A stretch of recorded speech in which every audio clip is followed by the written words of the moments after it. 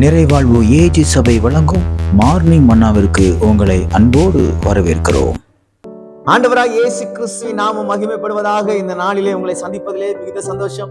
இன்றைக்கு கர்த்தர் நம்மளோடு பேசுகிற வார்த்தை எஸ்தர் எழுதின சரித்திர புத்தகம் 6ஆம் அதிகாரம் 10வது வார்த்தையை நான் உங்களுக்காக வாசிக்கிறேன். அப்பொழுது ராஜா ஆமானை நோக்கி, சீக்கிரமாய் நீ சொன்னபடி வஸ்திரத்தையும் குதிரையையும் கொண்டு போய் ராஜ அரண்மனையின் வாசலில் உட்கார்ந்திருக்கிற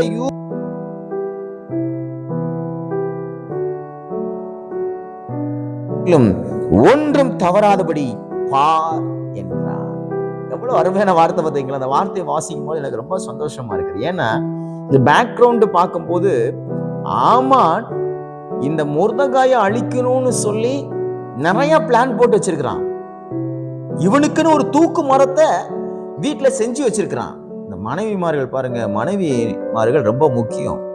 உங்க கணவன் ரொம்ப ப்ரெஷரா இருந்தாருன்னா ப்ரெஷரை ஏற்றி விடக்கூடாது, ப்ரெஷரை இறக்கி விடணும்.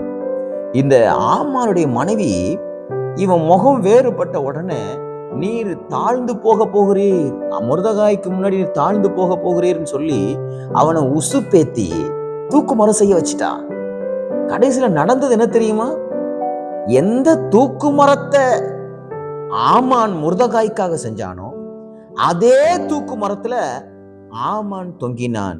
யாரு ஐடியா கொடுத்தாங்களோ அத்தனை பேரையும் தூக்கி அழிச்சிட்டான். தவற ஐடியா கொடுக்காதீங்க.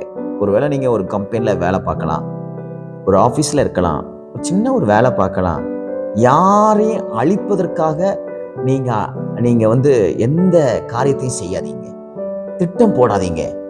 யாரையும் ஒழிப்பதற்காக நீங்க ஆலோசனை கொடுக்காதீங்க. அந்த ஆலோசனை நிக்காது. கடைசியில நீங்க தோண்டின குழியில நீங்களே விழுந்துருவீங்க.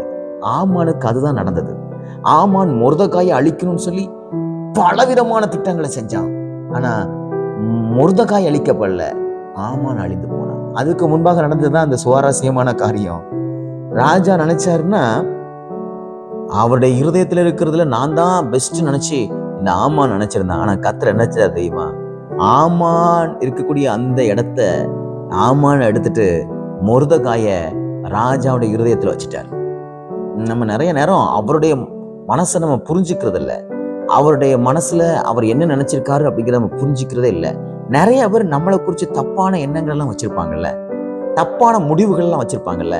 அதுல இன்னைக்கு கர்த்தர் ஒரு பெரிய ஒரு மாற்றத்தை கொடுக்கிறார். எப்படிப்பட்ட மாற்றம் தெரியுமா?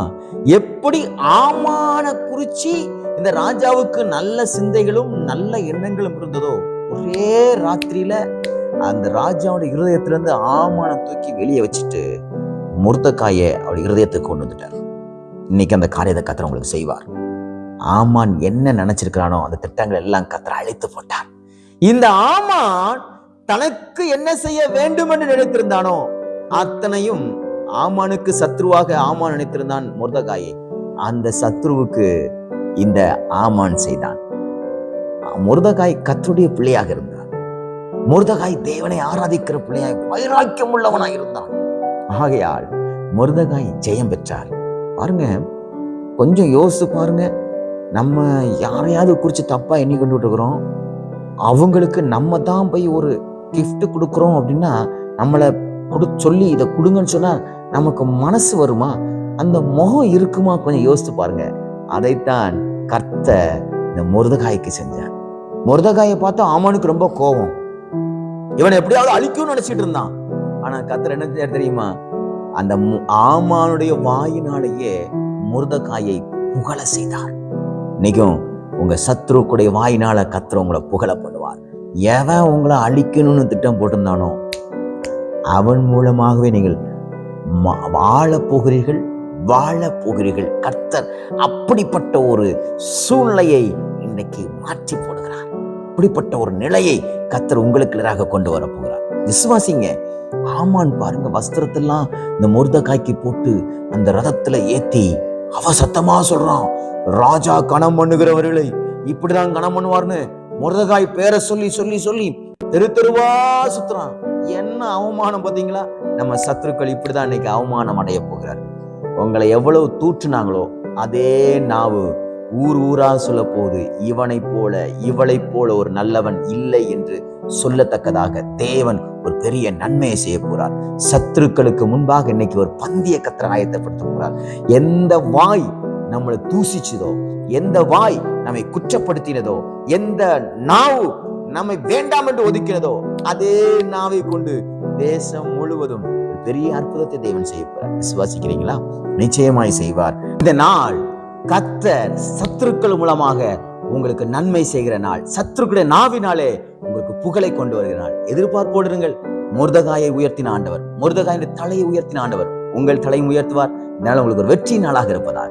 God bless you.